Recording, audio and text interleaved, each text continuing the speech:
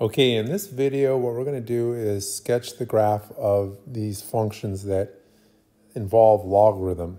Now, before we do that, I guess what we need to do is talk about just logarithm and the original graph of logarithm, because these are actually translations of a logarithm graph. Now, to really understand this, what I could do is really get into the weeds here, but if I make a little chart plotting points, then of course this will take longer, but let me see if I can do that. I can plot points of the graph y equals 2 to the x. So especially if I put 1, that's easy enough. 2 to the 1 is 2. 2 squared is equal to 4. 3, 2 to the third is equal to 8. I need more space here. Now, if I put in 0, 2 to the 0 is 1.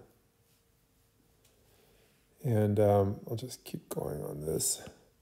But I need to go up like this. -1, 2 to the -1 is a half. All right, so these are just points of y equals 2 to the x. Now, what happens with the logarithm graph is in the function is that logarithm is the inverse of the exponential. And so what happens is that to sketch the graph or plotting points, we swap the x and y coordinates from y equals 2 to the x. Okay, so I was sort of doing it at the same time that I was talking. And do you see that? So I have x and y equals 2 to the x. I plotted these points.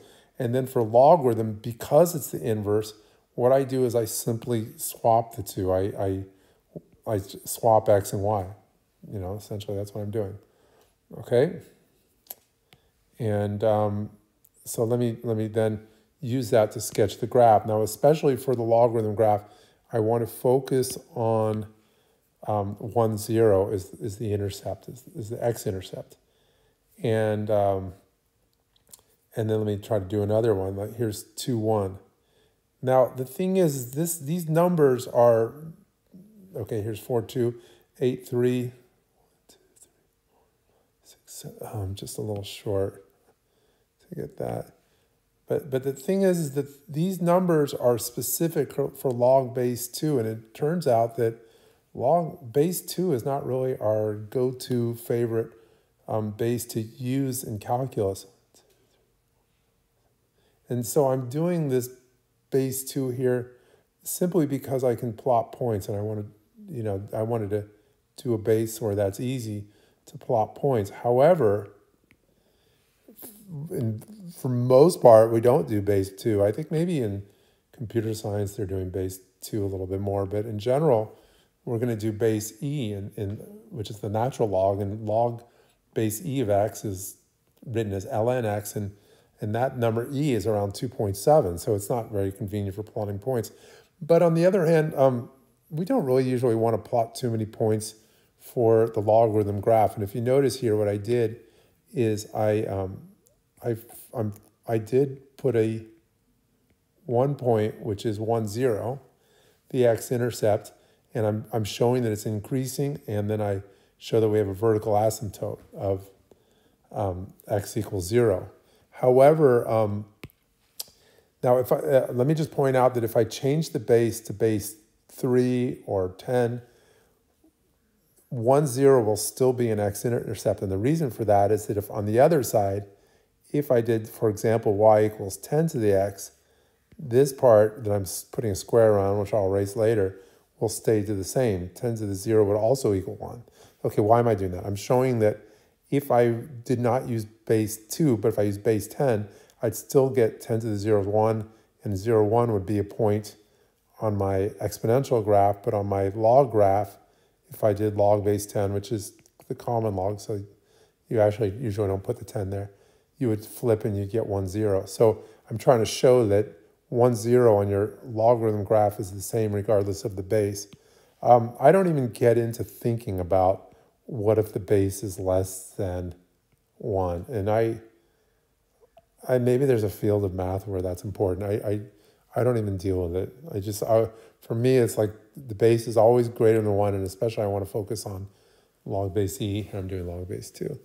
Now, let's just see what's going to go on here. What's the deal?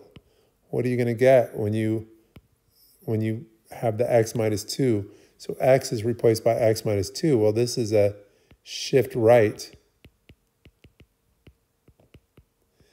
I understand that it's a little harder to plot points easily. I really think that what I did here in that chart is probably, too much, and we don't want to do that all the time. I wanted to sort of do that, show that chart before I started just pulling numbers out of the air, but and sketch the graph. But in general, what I would look for is the vertical asymptote.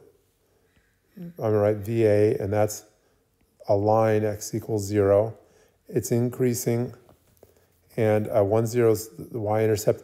It keeps increasing. Like if you wanted to get a really big number, you could, like if I put 1,000, I get 2 to the 1,000. So 2 to the 1,000 for x gives 1,000 for y for the logarithm graph. Okay, why am I showing that?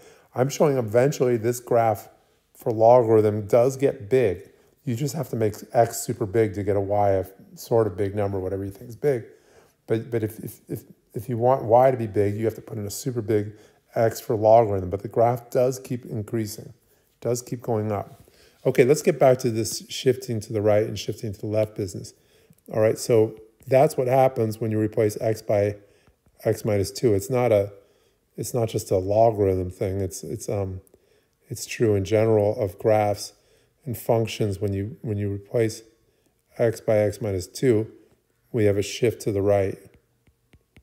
Okay, so we still have a vertical asymptote, but it was x equals 0. Now the vertical asymptote is x equals 2. Maybe I'll put it down here. And we have 1, 0. I add 1 and I take 1 and I add 2, and now I get 3, 0. Alrighty, so I mean, really what this is about is that you have a logarithm graph, you replace x by x minus 2, it shifts to the right by 2. This next one here it's a good one. Okay, so for this next one here, x is replaced by negative x. And what happens is that if you look at these numbers here, these points for x and y equals log base 2 of x, well, it's a little more complicated. Let me just say this, is that when you replace x by negative x, you reflect around the y-axis. You reflect about the y-axis. So let me just put here this point x is negative 1. If I put negative 1 into this function, it becomes opposite, or negative 1, which makes positive 1. And we look over our chart here that positive 1 gives 0. See, if I put in negative 2, well, if I put negative 2 in for x, it's negative 2. And we see when over in the chart over here, when x equals 2, y equals 1 into the logarithm graph. So, but I think it's also good just to remember that multiplying x by negative 1 reflects the graph around the x-axis. And it might seem sort of obscure, but eventually later on, this little piece right here will help us sketch a graph of y equals log of the absolute value of x. So that's sort of why I wanted to show that anyway. But that's a little aside, and I didn't put that in these two problems. Okay, so here we have the original classic log base 2 of x. If you change log base 2 to log base e, natural log, the graph will look the same in terms of vertical asymptote and x-intercept. And then on number 5, I shift to the right by 2. That's what x minus 2 does. And number 6, I replace x by negative x. That reflects around the y-axis. All right, so that is that.